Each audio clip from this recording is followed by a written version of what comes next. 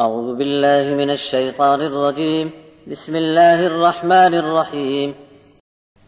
يا أيها النبي قل لمن في أيديكم من الأسرى إن يعلم الله في قلوبكم خيرا يؤتكم خيرا مما أخذ منكم ويغفر لكم والله غفور رحيم. وإن يريدوا خيانتك فقد خانوا الله من قبل فأمكن منهم والله عليم حكيم.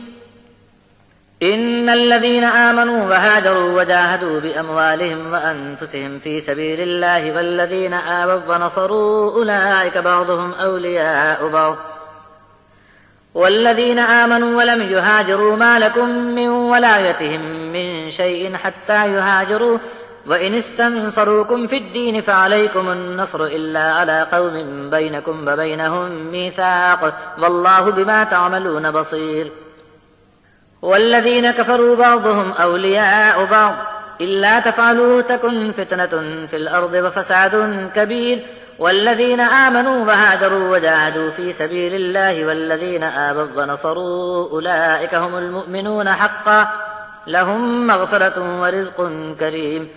والذين آمنوا من بعد وهاجروا وجاهدوا معكم فأولئك منكم وأولو الأرحام بعضهم أولى ببعض في كتاب الله إن الله بكل شيء عليم.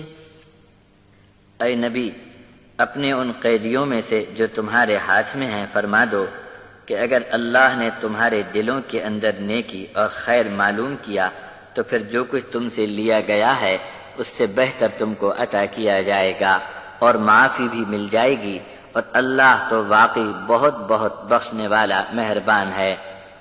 اور اگر ان کا ارادہ دغا بازی کا ہوگا تو اس سے پہلے بھی یہ لوگ اللہ کے ساتھ خیانت کر چکے ہیں، بس اسی لیے ان لوگوں کو قیدی بنا دیا، اور اللہ تو بڑا جاننے والا اور دانا ہے۔ بے شک جو لوگ ایمان لائے اور اللہ کے لیے وطن چھوڑا یعنی ہجرت کی اور جہاد کیا مال اور جان لگا کر اللہ کی راہ میں، اور جن لوگوں نے ایسوں کو جگہ دی اور ان کی ہر طرح سے مددگاری کی، بس یہ لوگ ایک دوسرے کے ولی ہیں۔ اب رہے وہ لوگ جو ایمان تو لے آئے مگر ہجرت نہیں کی یعنی ایمان کی خاطر اپنا وطن نہیں چھوڑ پائے، تم پر ان کی دیکھ بھال کی ذمہ داری کسی چیز میں نہیں، یہاں تک کہ یہ لوگ بھی ہجرت کر کے آ جائیں۔ ہاں اگر ایسے لوگ دین میں تمہاری مددگاری طلب کریں تو تم پر لازم ہے کہ ان کی نصرت کرو، مگر یہ نصرت ان لوگوں کے مقابلے میں نہیں دی جا سکے گی جن کے درمیان تمہاری صلح قائم ہو، اور اللہ تو تمہارے ہر کام کو دیکھ رہا ہے۔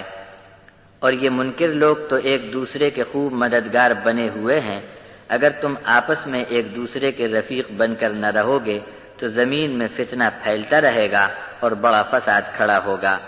اور جو لوگ بھی ایمان میں آ جائیں اور ہجرت کریں اور اللہ کے راستے میں محنت اٹھائیں، اور ایسوں کو جو لوگ رہنے کی جگہ دیں اور ان کی مدد کریں، یہ سب سچے اور پکے ایمان والے ہیں۔